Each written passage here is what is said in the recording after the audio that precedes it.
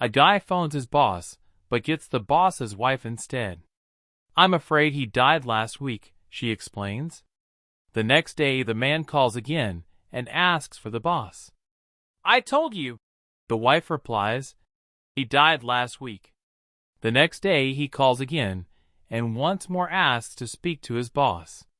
By this time, the wife is getting upset and shouts, I've already told you twice, my husband, your boss, died last week. Why do you keep calling? Because, he replied, laughing. I just love hearing it. A little girl wants to walk her dog, but her father says that she can't because the dog is in heat. After a moment's thought, he finally says, well, I guess if we pour gas on the dog's rear end, it will kill the scent. So he does. Half an hour later, the girl returns.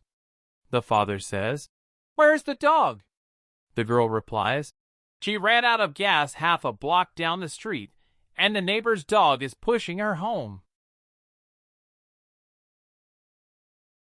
A lady goes to the doctor to see about getting a facelift. Well, says the doctor, I can do the facelift, and then you'll have to come back in 6 months for a follow-up. Oh, no, the woman replies. I want it all done in one shot. I don't want to have to come back. The doctor thinks for a second, then offers, There is a new procedure where we put a screw in the top of your head. Then anytime you see wrinkles appearing, you just give it a little turn, which pulls the skin up, and they disappear. That's what I want, exclaims the lady. Let's do that. 6 months later, the lady charges into the doctor's office. Well, how's the procedure holding up? The doctor asks. Terrible, the lady bellows. It's the worst mistake I've ever made. What's wrong? Just look at these bags under my eyes, she holler.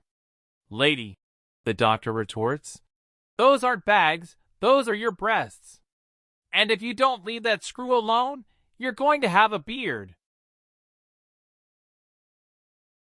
An old army colonel was awaiting news of the imminent arrival of his son at the exclusive Harley Street clinic.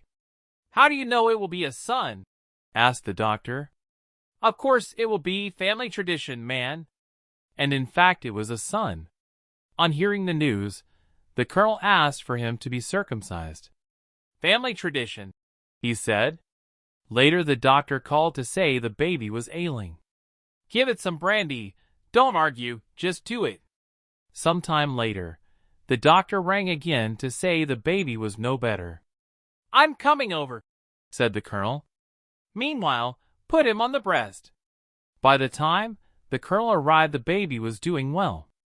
Excellent, he chortled. You see, this is a real father's son. Mouth full of tit, belly full of brandy, and a sore cock.